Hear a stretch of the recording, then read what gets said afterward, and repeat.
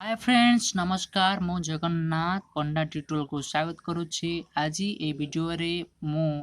दशम श्रेणी प्रथम अध्याय सरल समीकरण लिनियर साइमल्टेनियस इक्वेशन पढ़िया जाऊँगी। तो सर्वप्रथमे मु कही रखी जे कि कौन से एक विषय पढ़ा पूर्व तार कॉन्सेप्ट विषय आम डिटेल्स रे जानिबा नित्यांत आवश्यक अटे। तेणु मु कॉन्सेप्ट उपर सम्यक धारणा दे तापरे संपूर्ण विषय को आड़क जी। तो प्रथमे सरल समीकरण कौन आम जानी रखा। जदि गोटे अज्ञात राशि एक्स निगले किंतु गोटे अज्ञात राशि आम एक्स ना गोटे मात्र अज्ञात राशि एक्स नि जाए ताहापाई सरल समीकरण टी कौन लिखा ना a x plus b equal to 0 जोटी एठी लेखा जाइछि। तो ए इक्वाल टू एक्स सहग एवं बी गोटे ध्रुवांक बा गोटे कन्स्टांट जेकोसी आम गोटे नंबर नहीं पारिबा बा जेकोसी गोटे कन्स्टांट मध्य नहीं पारिबा। तबे जदि यार समाधान कथा कहा जाए बा बुझा जाए तने समाधान कौन अर्थात एक्स रो मूल्य केते समाधान कहले यार एक्स रो मूल्य केते बोली आमे जानिबा। तो एक्स रो मूल्य केते एटू केमिति बाहर करबा ना x plus b equal to 0 अछि इक्वेशन टी तनकुर सेथरो डिराइव करिकि आमे इपरि पाई परबा x equal to minus b by a. तो x equal to minus b by a समीकरण रो समाधान अटे आमे जानि पारुछंती। अच्छा सेहीपरि जदि आम दुईटी अज्ञात राशि नेबा तापाई कौन समीकरण सरल समीकरण टे हो पार ना सरल समीकरण टे हो पार यहपरी जहाँकि a1 x plus b1 y plus c1 equal to 0। But गोटे कंडीशन जानी था केबे हेले a1 b1 केबे भी एका सांगरे दुईटा आक 0 हेबे नहीं। तेबे सेमानंकर समाधान अर्थात एक्स वाई रो मूल्य केते आमे कहि परिबा कि एक्स वाई रो मूल्य केते आमे एटो डायरेक्टली कहि परिबा कि ना आमे डायरेक्टली कहि परिबानी। तेणुकरी ए एक्स वाई रो मूल्य निरूपण करिया पाई अनेक सरल समीकरण आवश्यक हुए नी। तेबे दुईटा इक्वेशन लो आमे कोन करि पारंते ना टाली करी बा दुईटा इक्वेशन लो जदी समानंकर समान साधारण पॉइंट थाए साधारण स्थानांक थाए तेबे तार आम समाधान निरूपण करि पारंती जहाँकि लेखचित्र माध्यम हो पारे बा अन्य उपाय माध्यम हो पारे जहाँकि आम परवर्ती क्लास रे पढ़िबा। बट एठी आम जानि रखिबा जदि अन्य एक इक्वेशन आम नेबा को पड़िबो से अन्य एक इक्वेशन टी कोन ना a2x plus b2y plus c2 एठी मध्ये ध्यान देबा को हेबो जे केबे हेले a2 और b2 केबे हेले 0 हेबो नाही। तब ये दुईटी समीकरण को आमे कौन कहिबा ना उक्त समीकरण द्वय को सरल सह समीकरण कहिबा। कारण यही दुईटी समीकरण आमे कौन करिबा ना समीकरण एटा आउ समीकरण एटा ए दुईटर आमे समीकरण आमे एक्स और वाई रो मूल्य निरूपण करि पारिबा। तो गोटे साधारण पॉइंट एमानक भितर बाहरिबो जोटा कि तांको सेमानकर मूल्य हेबो एवं ताको याको ए दुईटी इक्वेशन रो समाधान बोली आमे मध्य कहंती। यार समाधान करिबा बाहर करिबार प्रोसेस परवर्ती वीडियो रे आमे देखिबा। तो चलो या परे आमे यार ज्यामितिक प्रकाश विषय पढ़िबा परिप्रकाश विषय पढ़िबा। तो आमे पूर्व क्लास रे पढ़िथिले कि नहीं गोटे जदि समीकरण सरल समीकरण आसे ताहाकू एक्स वाई प्लेन ले जदि लेखचित्र रे अंकन करा जाए जदि एक्स वाई प्लेन ले लेखचित्र अंकन करा जाए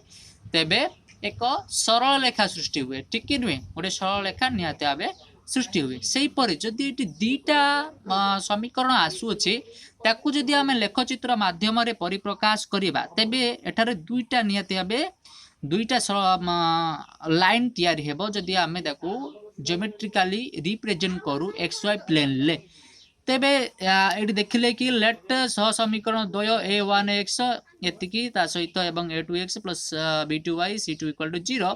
जेउठार a1 b1 एवं a2 b2 एकत्र शून्य हेबो नाही केबे हेले समान सांगरे शून्य हेबो नाही हुए तो गुटे गुटे शून्य ही पारंती केवल सांगर शून्य ही पारंती। तन कर जदि लाइन फिगर आमे जदि ताकू लेखचित्र ड्रा करिबा तेबे l1 l2 दुईटी कोन आसीबो सरल रेखा आसीबो सेति पई सेमानक पई दुईटा सरल रेखा l1 ल2 निया गला। अच्छा मु एबे लेखचित्र सेमानकु जदि ड्रा करिबी मु तो लेखचित्र मो पाखरे अवश्य ड्रा करू नाही खाता ड्रा करिचे। तो एइपरि हमकु देखिले हमकु सरल रेखा द्वय एमती तीनटा कंडीशन रे आसी पारंती हुए तो सेमान दुईटा परस्पर छेद करि पारथांती हुए तो सेमाने गुटे परे गुटे अन्यटी एकत्र जाय थाई पारंती हुए तो सेमाने केबे छेद न करि परस्पर समांतर भाबरे गति करि पारि थांती। अच्छा प्रथमे आमे जानिबा जदि L1 L2 परस्पर को छेद करंती ताने गुटिए निर्दिष्ट भाबे गुटे बिंदु रे छेद करिवे कि नाही मन कर आमे से छेद बिंदु को दे देले p जार स्थानांक एवं अल्फा बीटा आमे दे देले तो एठारे कौन हम ना ये आल्फा बीटा कौन ना आल्फा बीटा हूँ से दुईटी इक्वेशन रो दुईटी समीकरण समाधान अटे ताने एक्स है आल्फा एवं वाई है बीटा अटे तेणुक आम जो दुईटी समीकरण नहीं a one x plus b one y plus c one equal to zero एवं a two x plus b two y plus c two equal to zero तो यही दुईटी समीकरण समाधान होउछन्ति किए ना आल्फा वो बीटा प्रथम कंडीशन पाई नु कि जदि आमे द्वितीय कंडीशन नबा कौन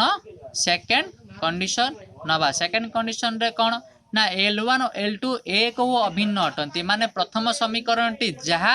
द्वितीय समीकरण टी सेया आ सेमानक मध्य रे साधारण बिंदु कौन गुटी आसीबो कि ना सेमानक मध्य रे केबे हेले साधारण बिंदु गोटी आसीबो नाही साधारण बिंदु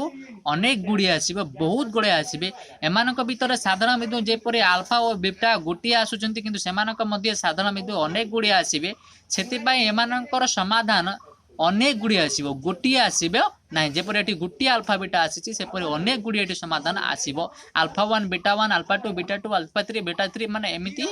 इनफिनिटी पर्यंत आसीबो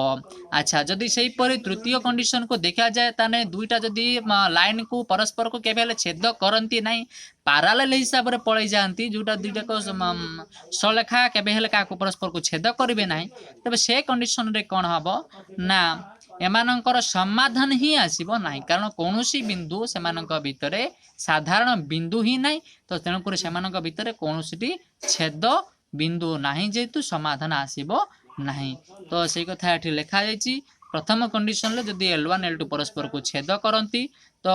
सेमानकर गोटे मात्र समाधान बा अनन्य समाधान अटे जदि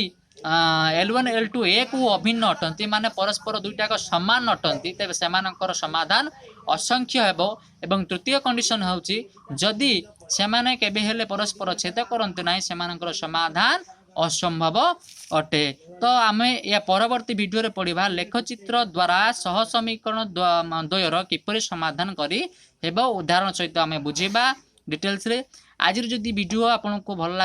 लगी था तेबे वीडियो को लाइक करिवे कमेंट करिवे एवं शेयर करिवे एवं तुम सांग मानक मध्य रे बा परिवार बंधुजन भितर शेयर करिवे ताकि समस्त पिला पढ़ी निजर कैरियर को गढ़ी पारंतु एंती कहि रहउछि धन्यवाद पुणी मिटिबा नुआ वीडियो सहित।